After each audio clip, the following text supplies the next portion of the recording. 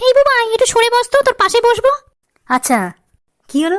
সোনালি আজ আমার পাশে বসলো কেন? তবে কি ওর মনে ফিলিংস জেগেছে কোনো? আরে বা, আমার তো ভেবেই কেমন লাগছে। এমনিতে মেয়েটা তো ভালোই, আমারও খারাপ লাগে না। রূপে গুণে সরস্বতী, আমার মা বাবাও ওকে খুব পছন্দ করবে। মাধ্যমিকটা হয়ে গেলে এইচএস দিয়েই চাকরি পরীক্ষায় বসতে হবে। এখন যা চাকরির বাজার, খুব তাড়াতাড়ি চাকরি না পেলে সম্পর্ক টিকিয়ে রাখা যাবে না। আর কি, একটা চাকরি পেয়ে গেলেই লাইফ সেট হয়ে যাবে। মাকে ভালোবাসার কথা জানিয়ে দেবো, মাও রাজি হয়ে যাবে। বেকার থাকাকালীন বললে হয়তো জুতো পেটা করতো, কিন্তু চাকরি পাওয়ার পর কি এমন করবে? ব্যাস, না না, মা ঠিক হাসতে হাসতে মেনে নেবে। বাবাকে নিয়ে কোনো চাপ নেই, বাবা ঠিক বুঝবে। আর একমাত্র ছেলে, মানবে নাই বা কেন? আচ্ছা, ওর মা বাবা মেনে নেবে? আরে হ্যাঁ, মানবে না কেন? ছেলে ভালো চাকরি করে, পরিবার ভালো, চরিত্র ভালো, একটা মেয়ের পরিবারে আর কি চাই? উফ, ভাবলেই কেমন লজ্জা লাগছে। বিয়ের পর আমি আর সোনালি দুজনে মিলে খাটে উঠে উফ মুড়ি চানাচুর খেতে খেতে সিনেমা দেখছি, সাথে তেলে ভাজা হলে জমে যাবে।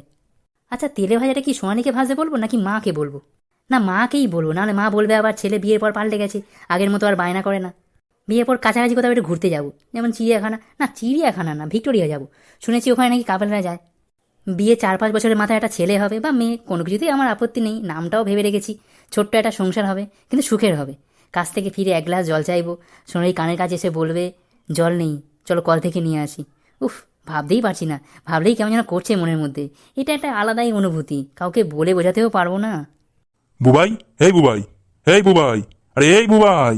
হ্যাঁ, কি কি স্যার? হ্যাঁ, কি আছে? আরে কি এত ভাবছি? শুধু ভাবনার সময় মানে ডুব মেরেছিস মনে হচ্ছে।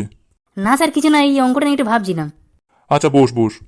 আচ্ছা সোনালি, তোকে একটা প্রশ্ন করবো, তুই সত্যি উত্তর দিবি তো? হ্যাঁ বল না। আচ্ছা, ক্লাসে এতজন থাকতে তুই আমার পাশেই বসলি কেন? হ্যাঁ, সামথিং সামথিং নাথিং নাথিং।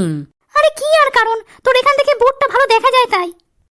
শুধু কি এইটুকুই কারণ নাকি অন্য কিছু আছে? হ্যাঁ, আর একটা কারণ যদিও আছে।